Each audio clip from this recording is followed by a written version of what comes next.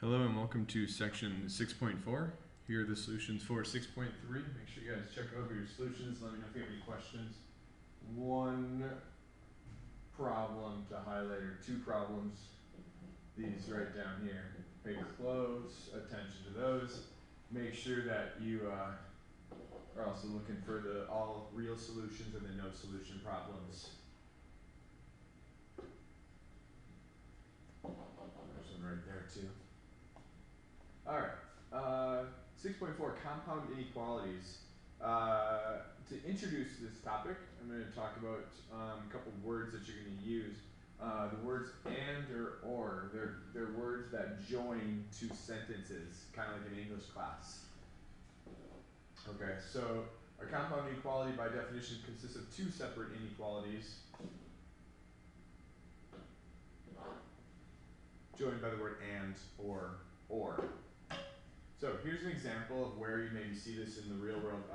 Anytime you go to amusement parks, they have roller coasters or different rides, whatever, and they have restrictions on your height. So down here are two different rides with height restrictions. So the minimum, we have to be at least 36 inches tall, but we have to be no more than 55 inches tall. If I'm outside of that range, then I can't go on the ride. So this is a compound inequality because it's two different inequalities.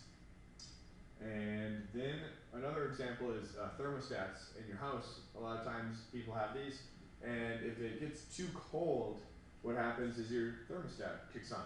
So let's say the temperature drops below, say, 60 degrees in your house, then the thermostat's going to turn on. Or let's say that the temperature is above, say, 75 degrees, then maybe your air conditioner is going to turn on. So your heater might turn on, your air conditioner might turn on. Now, you can't be both below 60 and above 75 at the same time, which is why we have the word or. Here, you have to be above 36 and below 55 in order to go on the ride. Alright, so here's an example. Just really basic ones. We're going to start with intersections. X is greater than -2. And then we have x is less than or equal to 1. That's what that looks like there. So your solutions, where they overlap, this part right there. So from -2 to +1. This is called an intersection. The graphs will cross over each other, therefore you combine the two graphs and use the word and.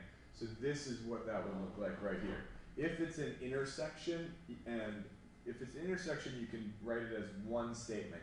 I'm going to talk about unions next. Okay, so this is an intersection, and this is how you write it. The unknown number has to be less than or equal to 2. So we start out with that, and it has to be greater than or equal to -6. So you can write them as one statement. And then we have union. Now this is where the two graphs are going away from each other. So this one you have to write using two statements. X is less than or equal to -4, or x is greater than or equal to -1. The reason why you need two statements is because you can't have a number that's larger than or equal to -1 and also smaller than -4. It doesn't work. They're still combined on one graph. However, we have to write two statements. Okay, all real numbers that are greater than -2 and less than 3. So you can start with your number here, and then we have less than 3, or sorry, start with your variable there, x, and then greater than -2. And that's how you write that. And then to plot that -2 up to 3, we're using open dots, and there's our intersection. And then here we have an or statement. That's weird. Oops, okay. Alright, for my or statement, all real numbers that are less than 0, so x is less than 0, or all real numbers that are greater than or equal to 2. So greater than or equal to 2, less than 0, and you're done. Okay, I'm going to show you guys how to solve the more complex problems. What you're going to be using is what I call a double T-chart. So you're going to just work with the middle part here and solve x. So you're going to solve for x. So get x by itself. In this case, I got to get rid of this +5. So I'm going to subtract 5 on each part. Negative 3 is less than x, which is less than 4. Alright, so from negative 3 to 4, there's my intersection. And then this is the same way, you just, except for this one, you'd add 5, add 5, and add 5. Other than that, same thing. A little more complex problems. This is a two-step one. Here you'd start by subtracting 4, subtracting 4, subtracting 4. And then after that, you would do the divide by 2. And then you'd go about graphing it. So I do want to show you this one, though, a little more in depth. And the reason for that is there's a slight twist to this one. And that's because of the negative sign. Now, we got to get rid of the negative 1 in front of that x. So I'm going to divide by negative 1. When you're switching your inequality signs, you're going to switch all of them.